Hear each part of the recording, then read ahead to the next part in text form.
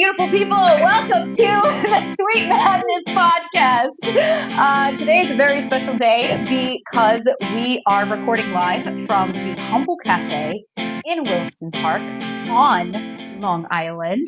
I am not a Long Island native. I was for quite some time, but Queens, baby, through and through. Yes, New York City. It's very special not only because we're live, but it's very special because my parents are here with me, my friends are here with me, and you are all here watching or listening. So I thank you very, very much. And this live podcast also serves as a sort of celebration for my newest release, Poems of Madness, Volume 1. It is a chapbook. It will take you 20 minutes to read. It's short, sweet, to the point, and full of sweet madness. This is also very, very, very special to me because two people that I've known for most of my life at this point are helping me out.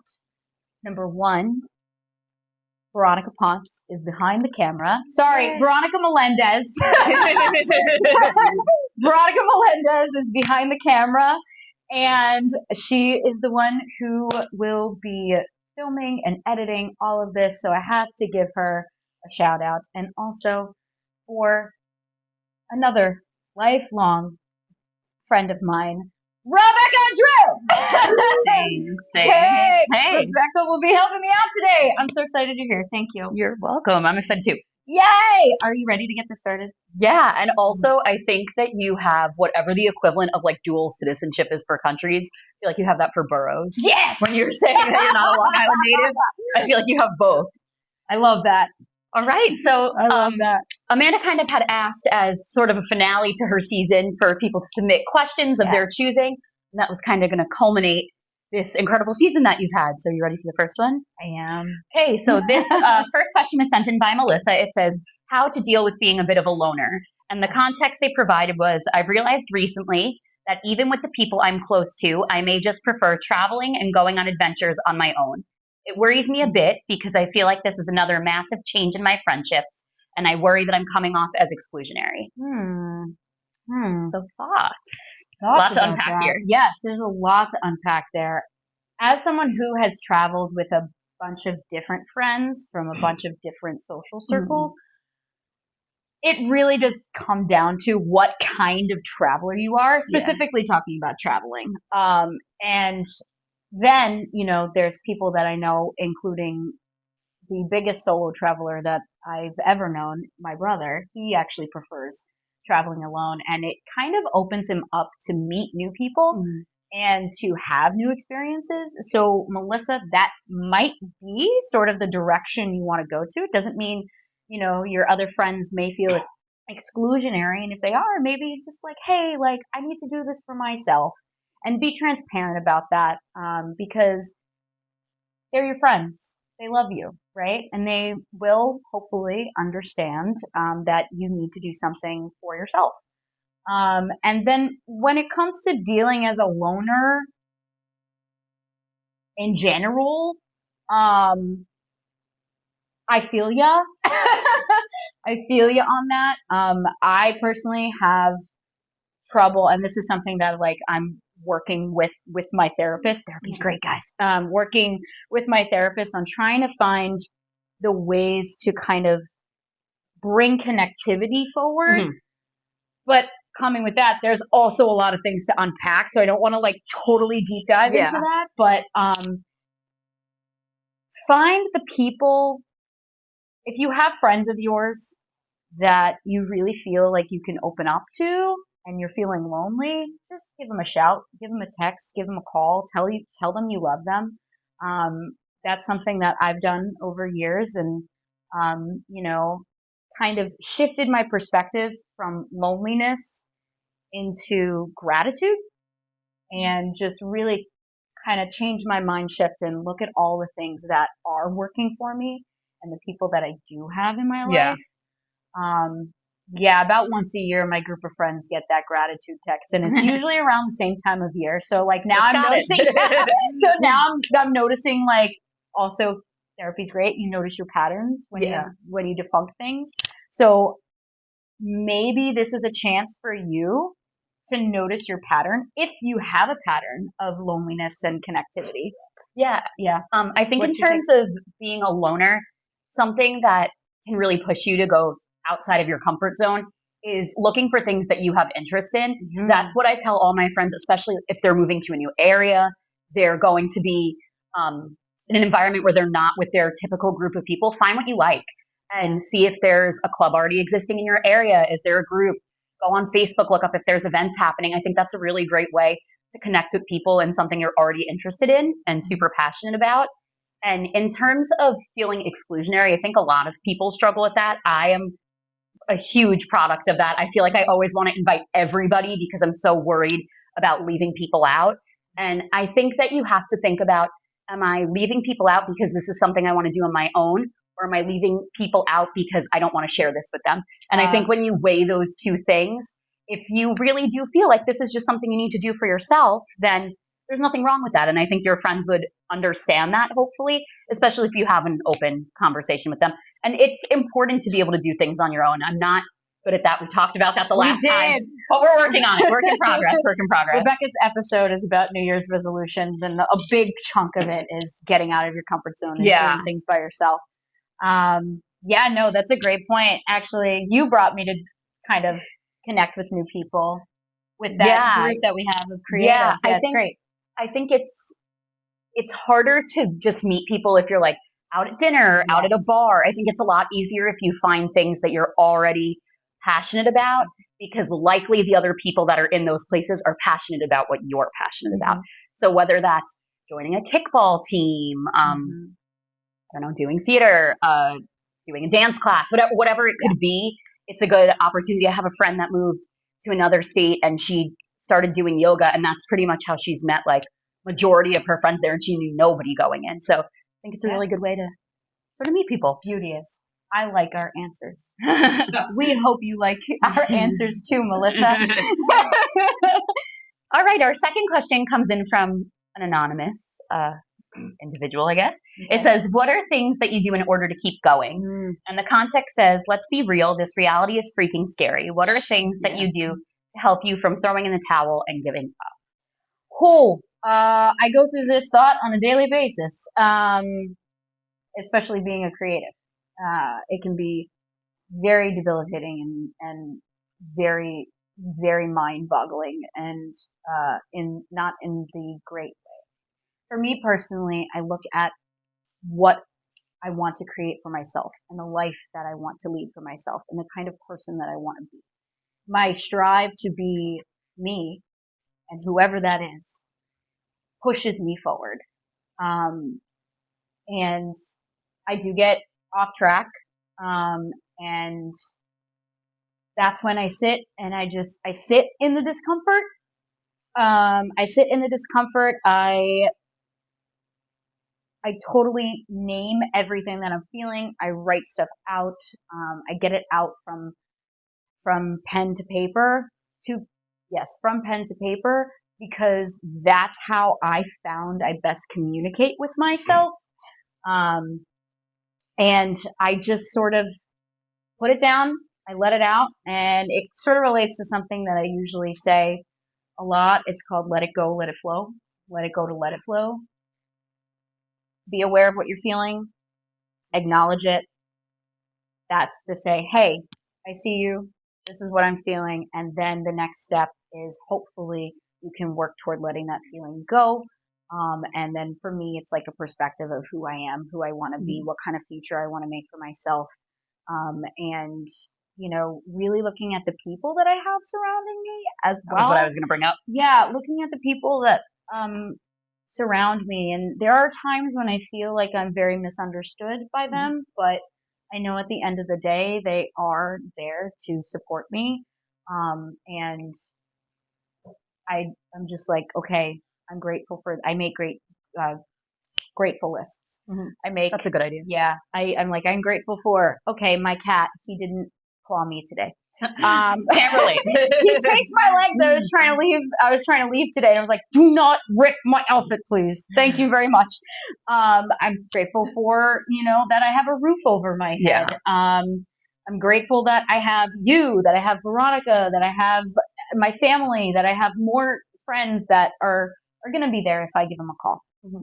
I think for me, when I think about giving up, a lot of times it lends itself to burnout. Yes. And I think a lot of times I feel that in my career, but also creatively, it's very easy to experience burnout. And Amanda and I have been going to this group with other creatives, and something someone mentioned that really resonated with me is if you wear a lot of different hats, they mentioned to think of everything as a garden. And instead of feeling like you need to focus on one thing at a time, when you take care of a garden, you kind of bounce around to all the different places. Mm-hmm. And you can have a lot of things you're passionate about and a lot of different interests. And maybe one day you're tending to the tulips and one day you're going to the roses. And when someone explained this to us, I felt like everyone in the room was like, wow, that just put a lot into perspective for us. I fell back in my chair when that person said that. It made it feel not as overwhelming because maybe there's something you've been working on and you've been working on and you've been going over it over again in your head and you can't make progress with it. And maybe it's because that's not what you need to be working on right now. Maybe you need to take a break, revisit something else, and kind of get your creative juices flowing elsewhere. Yeah. It also, like, perfectionism comes into play and, like, thinking that you're enough. Like, I feel like that's a big thing that keeps me held back. Agreed. Definitely. And, like, just learning to talk to yourself in a healthy way. And it's like, whose voice is that telling me to be perfect? Whose voice is that telling me that I'm not enough? Is it from your past? Is it from your family? Is it from, just society in general? And just societal standards? Like, who is that? What I really loved about that creative group is that they told us to write down who that person was and say, what did they say? Something like, it was something whoever cute. told you couldn't do it, buzz off. Buzz off. Yeah.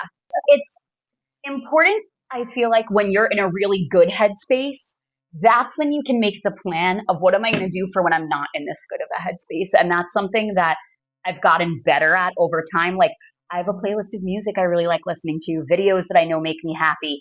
I know for me, seeing a Broadway show always resets me. So if I'm in like a really bad rut, that's the day I am entering Lotto for everything and I'm trying to go see a show. Or I'm trying to push myself to make plans with others, like just trying to do things that I know will innately make me happy, even if I have to fake it for a little bit, can sometimes push me to start actually feeling better. And being outside, number one thing. I went for a walk the other day. You did? Whew, everything was healed. I was cured. Walking is great. It was crazy. I finished that walk and I was like, wow, I have never experienced anything in my life. This is incredible. I do that at work every lunch break period. We're entering summer, so no excuses.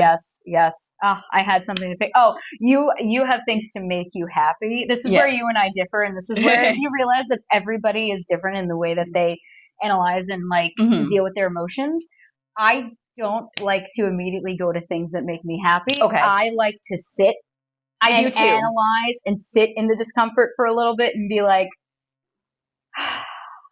okay, let me just wallow for a little bit. Just a little bit. And that part of it is super important because I used to just jump to things that made me happy. Oh, no. And the issue was that things would snowball until I bursted. And there you go. Yeah, I wasn't addressing anything. So now I kind of take time to deal with what I feel like I need to deal with, maybe resonate on things, think about how to make progress toward it, how I can feel better. But I also feel like I know sometimes when I'm stuck in a rut, like if it's been just a couple of days and I'm like, can't seem to get out of it. Okay, these are things that I can turn back to. Like, what songs do I like to sing? Who do I like to call and talk to that maybe I haven't spoken to in a while? And those things sort of help get you out of that. So great. But I agree. I also like our answers for this one. I hope you like these answers too, whoever you are. It says our next question was sent in by John. It says, how do I stop missing things? And the context says, sometimes it feels easier for me to skip out on big events than it feels for me to show up. It's like I would rather be missed and feel wanted than exist almost anywhere and feel underappreciated or even unimportant.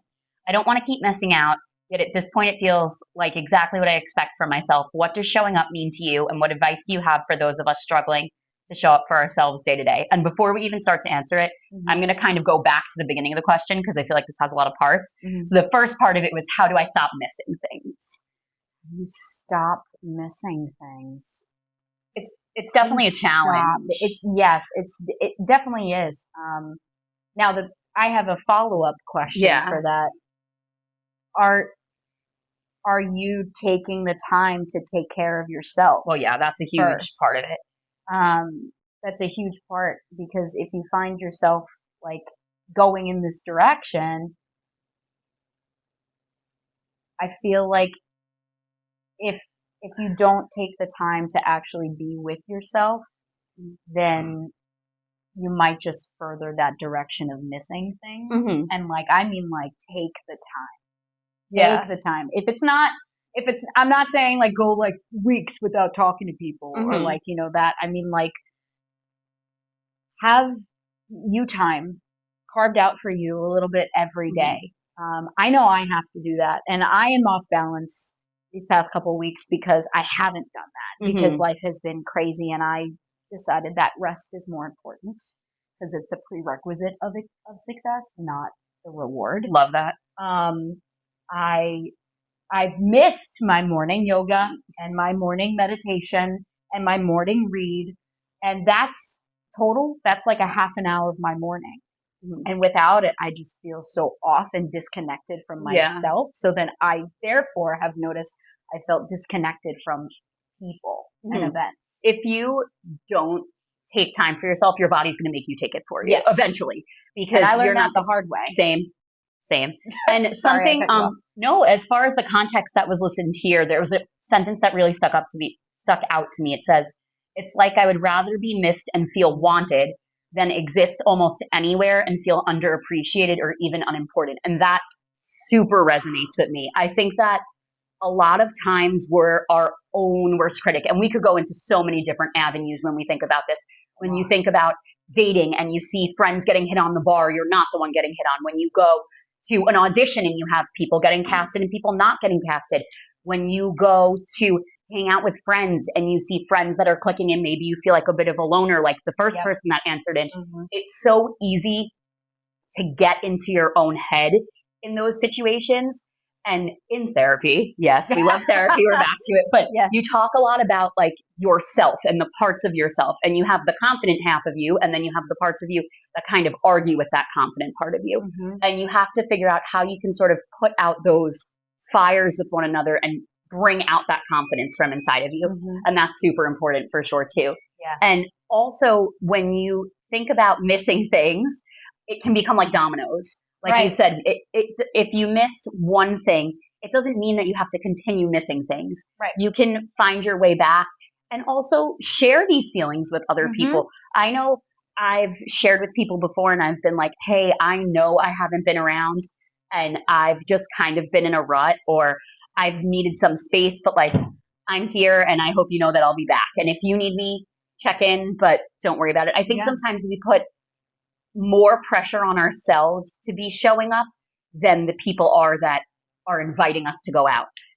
A lot of Winnie the Pooh, Piglet, Pooh Bear Eeyore references in this world that we could go into. No, I resonate with that a lot, and to maybe expose some too much information here. I felt that with our own friend group at points, because I mean, a lot of my own stuff comes into play here, but it's very like, okay, I'm putting pressure on myself to make sure that I'm here, because there are instances where I can't, because I need to take care of myself mentally, and emotionally. I think a lot of people experience that. Like, I feel like it's.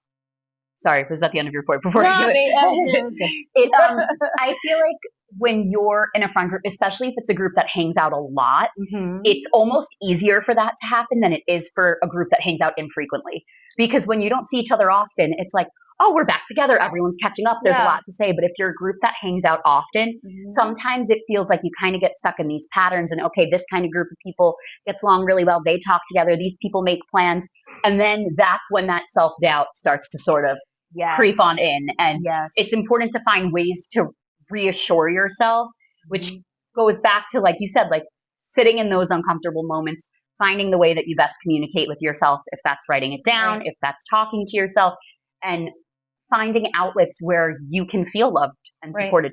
And sometimes that may mean incorporating new things into your routine. Maybe it's not hanging out with the same people all the time. Maybe it's finding a new group of friends, finding something you're passionate about. But it's definitely easy the second you get into that headspace to start missing things. Yeah. And I think it's important to not become a bully to yourself when you do. Because then, in a way, going to events, whether it's family events, friends events, or anything like that, it turns into an obligation instead of a want. And that is a really, really ruddy feeling to feel like you're obligated to go someplace, because then it's like, are your friends or your family, are they really, really accepting your state right now? And part of that is you have to communicate, you know, but you don't have to like let everything out. I mean, you have your own personal boundaries.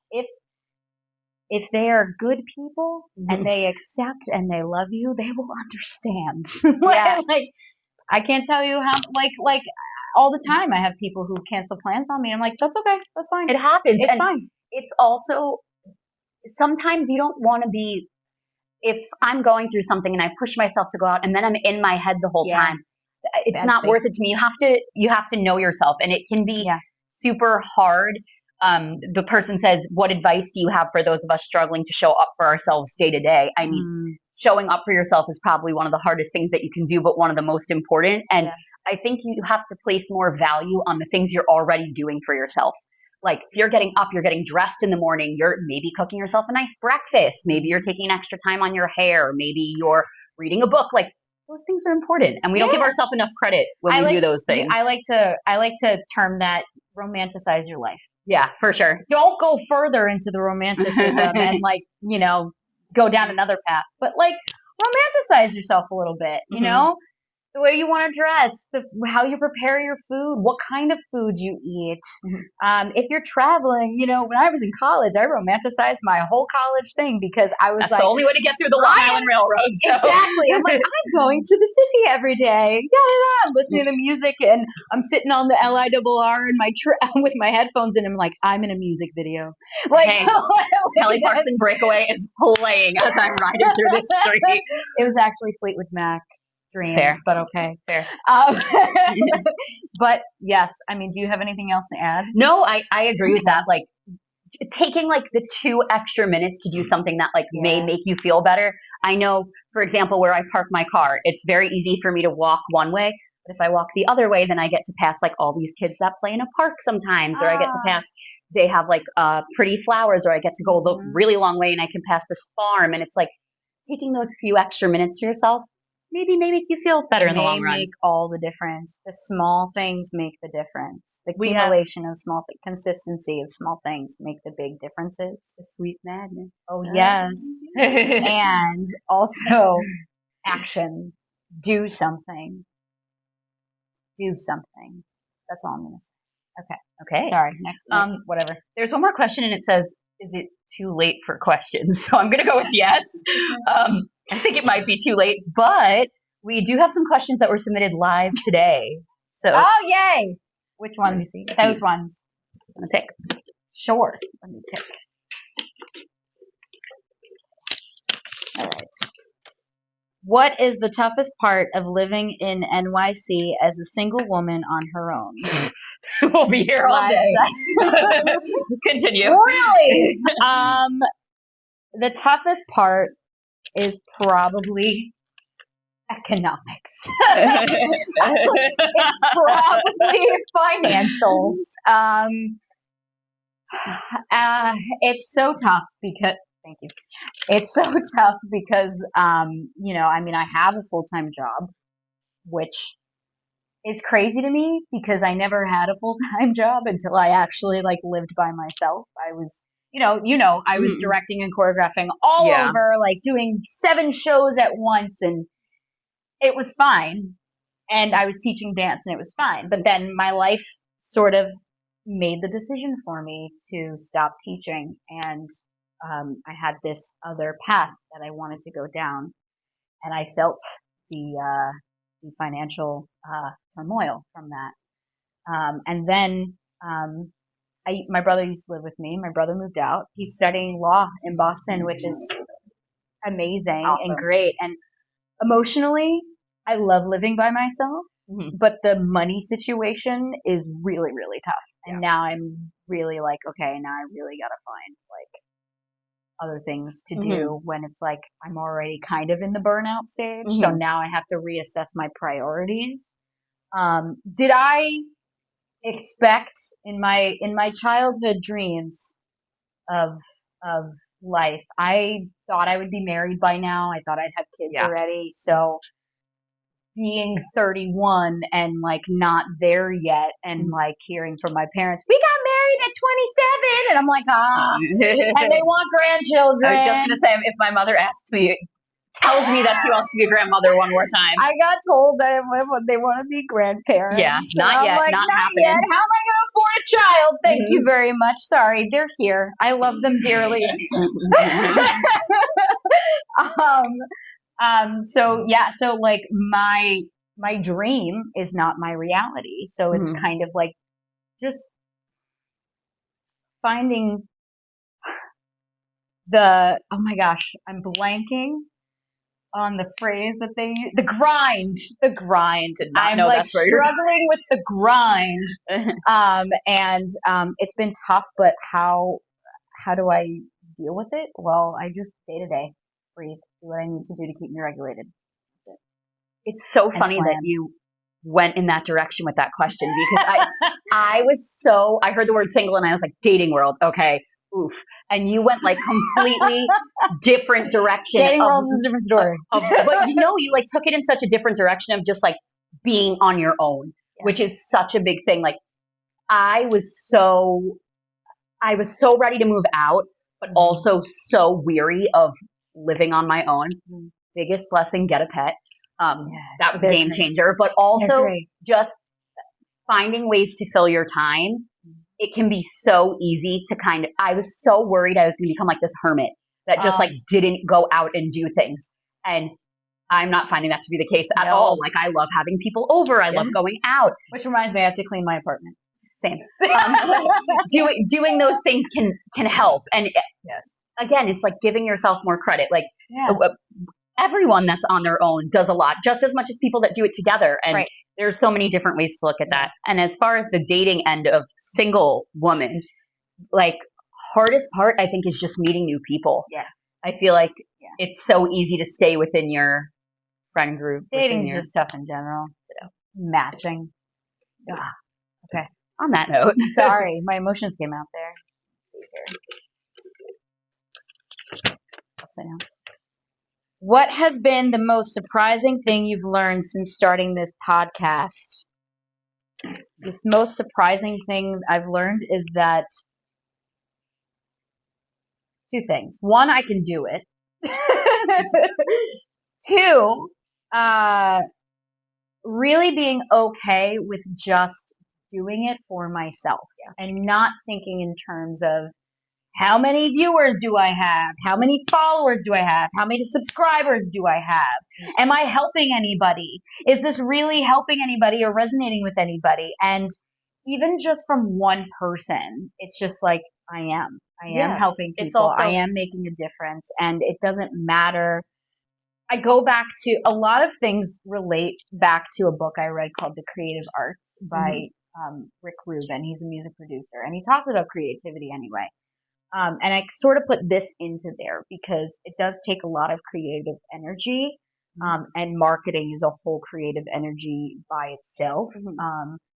And I'm noticing how different things tie together. And one thing that he says, it's like, do it for yourself, but also try not to get caught up in what other people perceive it as. And understand that once it's out there, it's not really yours anymore. It's theirs for interpretation. But like, hopefully you hit them in the heart with something that they resonate with. Yeah. You also said like doing it for yourself. If that's the one person you're doing it for, that's still one person. You still count. Exactly. And I definitely feel like, I definitely feel like sometimes I'm on the other end of that, where I'm like thinking so analytically about like what's the payoff of this, or like who am I impacting? How does this work? And when I see people doing things like you did this, one of our friends had an art gallery, people are in shows, like I'm just so impressed constantly by people like putting themselves out there, because I am such a person that's like, how many people are going to show up? What do I need to plan for this? And then when people are like, I'm just going to do it and see what happens, and then you end up with a turnout like this, and it winds up really paying off, which is awesome. Thank you. I think that's kind of a good one to end on. I feel like time-wise, what are we thinking? We do have one more surprise in store. So we have people that submitted to be the potential first guest on season 3, which is exciting. I'm going to let you pick, and then whoever it is, we're going to bring them up here for the last 2 to 3 minutes. And just ask them a couple baseline questions, and then you'll get to hear more on the premiere of season 3. Love it. Okay.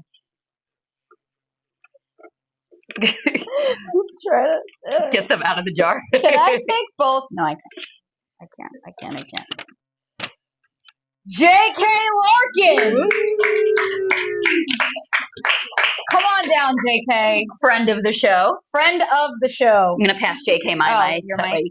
Come sit on the couch. Hello. Your bronze pants are really cool, man. Thank you. I appreciate it.